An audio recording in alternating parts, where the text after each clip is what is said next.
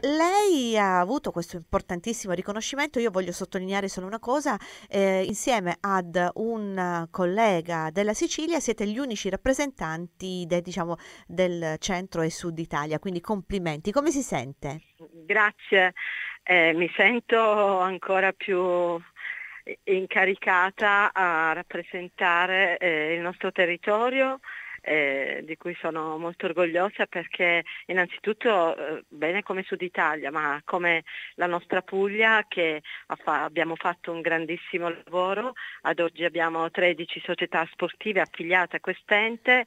Io sono anche referente della Basilicata e abbiamo altre 3 società nascenti in Basilicata che a breve si affilieranno anche loro, e diciamo che stiamo rappresentando bene il nostro Sud Italia. Che Ecco, bello, che bello. copriamo tutte le province della Puglia con il Allora, basket. lei ha fatto di una parola inclusione il suo proprio stile di vita perché si occupa di inclusione da tanti anni. Lei ha iniziato 9 anni fa. Ce lo spiega velocemente? Che è Sì, successo? allora innanzitutto noi siamo AGE come associazione genitori e io in primis come genitore, madre di 3 figli, ho praticato molto l'ambiente scolastico per prendermi cura dei miei figli anche in quel settore e denotavo che i ragazzi portatori di handicap con disabilità e anche magari socioculturali disagiati, diciamo nelle ore particolari in merito all'educazione fisica erano un pochino parcheggiati, a meno che non c'era una grande buona volontà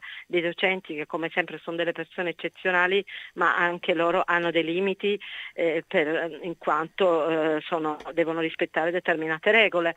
E lì mi sono accorta che c'era bisogno di qualcosa e per fare questo qualcosa mi sono inventato un po' una cosa da folle, un progetto Raccogli un tappo per un sogno. Come associazione genitori abbiamo lavorato tanto per promuovere questo progetto, per poter entrare nelle scuole, innanzitutto partendo con i bambini più piccoli, e da un tappo abbiamo spiegato la necessità che questo tappo potesse essere raccolto, tirato via dall'ambiente in merito a salvare diciamo, dall'inquinamento, però portarci poi al ricavato di acquistare una carrozzina sportiva per far fare uno sport anche alle persone che non avevano questa possibilità, innanzitutto dei ragazzi. Siamo Ecco, arrivati ad acquistare queste carrozzine dei ragazzi che facevano basket in carrozzina, ma anche lì abbiamo visto che c'erano anche lì dei limiti, non potevamo parlare ancora di inclusione, e allora mi sono formata tanto, la verità, e ho scoperto che c'era questa attività sportiva che si chiama Baskin, che rappresenta a 360 gradi l'inclusione. ecco, che E, cos'è? Spieghiamolo.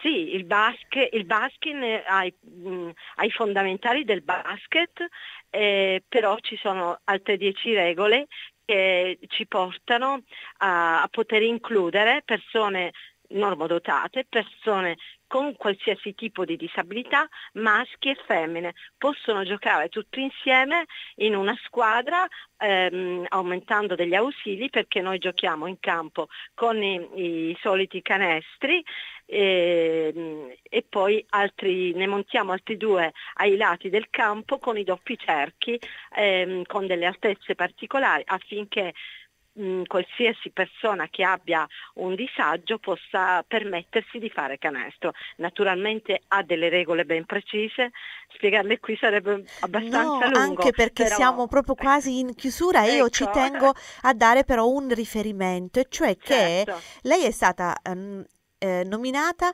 un membro dell'EISI a livello nazionale, e l'EISI, che è l'evoluzione, come abbiamo detto, dell'Associazione Italiana Baskin, è un ente riconosciuto dal CIP, il Comitato Italiano Paralimpico, quindi pensate, stiamo parlando di una cosa veramente importante. Lei sì è questo nuovo ente di inclusione sportiva dove diciamo, ciò che poi verrà fuori di queste attività inclusive sportive che hanno i requisiti in modo che possono rientrare in questo ente, vuol dire questo, che noi finalmente abbiamo un ente che riconosce l'inclusione, di cui possono far parte poi tutte le attività sportive che derivano del basket, che hanno questi requisiti.